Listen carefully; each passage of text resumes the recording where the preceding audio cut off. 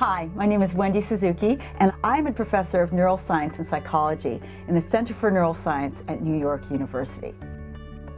I'd like to welcome you to the very first Can Exercise Change the Brain class, and I hope you guys are in for something a little bit different because I have a feeling this is going to be quite a different class than you've had here at NYU. So I wanted to tell you a little bit about the history of this class and kind of how this class came to be. And it really came to me because I started going to the gym.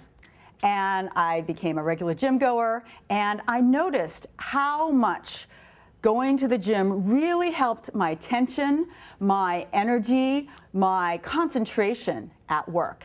And so I realized what I really wanted to do was combine a real exercise class where people can actually feel how great it is to exercise together with a lecture on the effects of exercise on the brain.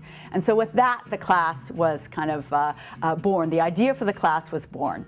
This is one of the upper level neuroscience courses, and I thought it would be fun and interesting to have a class that was not only based on neuroscience but also on a workout rather than just a straight lecture. Here we're asking the novel experimental question, can increased levels of aerobic activity improve cognitive performance in college-age students? To address this question, the students themselves are going to be tested cognitively at the beginning and at the end of the semester. And during the semester, they will monitor their own level of aerobic activity. What do you think is the best experiment to do? How do you think you can improve the cognitive performance of 18 to 20-year-olds? What is the task you use? How many times a week do you have to exercise? What kinds of exercise are good? So lots and lots of questions that I want you to keep in mind as we go through the class. Each class starts with an hour of aerobic exercise followed by an hour and a half of lecture on the effects of exercise on the brain. So this class is really unique because they get not only the academic background, but they really get to participate in experimental design. And moreover, they get to analyze their own findings to determine whether exercise changed their cognitive performance over this semester-long class. Okay, ready to work out? What? Okay. Intensati is the form of exercise we're going to be doing today. Inten stands for intention, and sati means awareness. So the practice of intensati is the practice of bringing a whole new awareness to your intentions. So what does that mean? That means that for every move that we do, and we take all the moves from this class, from kickboxing and dance and yoga, we're going to actually be pairing them with positive affirmations that you actually speak out loud.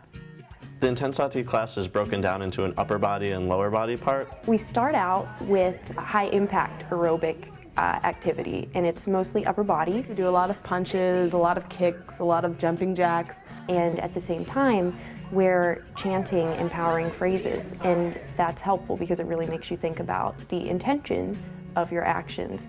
And then the second part is core strength. There's yoga components in it, more kickboxing, and then some stretching. Ultimately, we do some meditation at the end.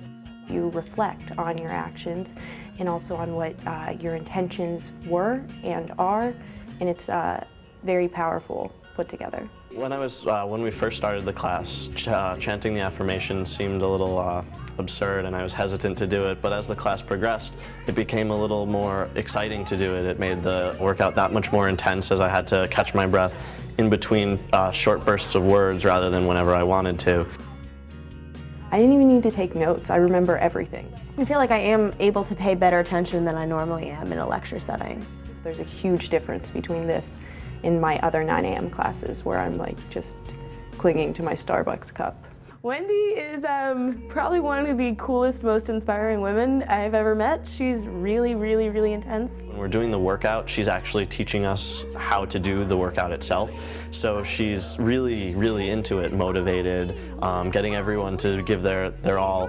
And then when we transition to the lecture, she does the same thing. She's really engaging as a lecturer and really encouraging to ask questions and get involved in the discussion. She expects a lot out of you. She expects you to use your mind, and she expects you to do really, really high level of work. So I'm excited to see what we come up with at the end of the semester.